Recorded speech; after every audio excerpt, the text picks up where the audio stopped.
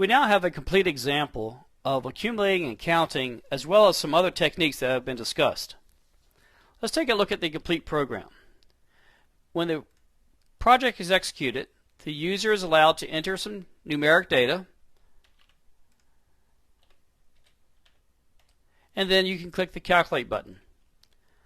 That causes calculations to occur, and the subtotal, sales tax, and grand total are calculated. We then also have a grand total, an accumulated total, accumulated sales tax, and an average sale.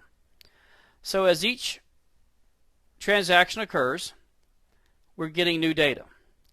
I've added a reset button, which is clearing the contents of the text box, which simply allows us to enter data into a clean box. So I can enter new data once again and calculate. And as you can see, all figures and calculations are updating correctly. And once again, I can reset and enter data. If the user chooses to enter bad data or accidentally enters bad data, there is a try-catch in the program which is preventing the runtime error from occurring, and the user could then realize their mistake and enter some good data and does not affect the calculations. And finally, there's an exit button which is causing the program simply to terminate. Of course, you can always allow the user to use the X, but it's a good idea to use an exit button as well. It just makes it a little bit more user-friendly for the user. Taking one more look at the code, you'll recall that we have a set of module-level variables that are accumulating both our accumulated totals as well as counting the number of transactions.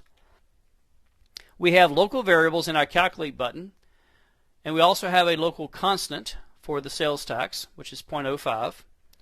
We're making use of the try-catch block by placing our data, our instructions within the try statement. It is making this possible for the message box to appear rather than letting the runtime error occur. We of course need to convert the input data to the proper data type and into the appropriately named variables by using the parse statements. We then are performing some simple calculations. Note that the calculations are being performed with the variables themselves, not with the text boxes or labels.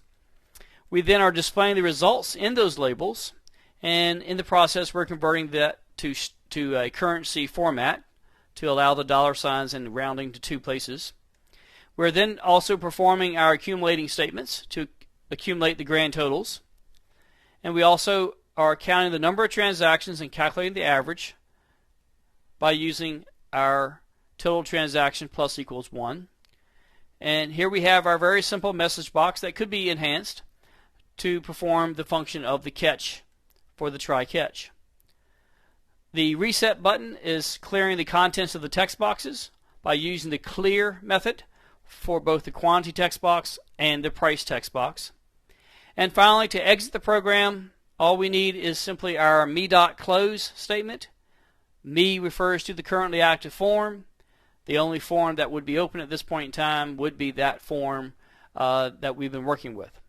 So that will close the program. This project is available on your disks, and you would be able to download this and review this and make changes to it.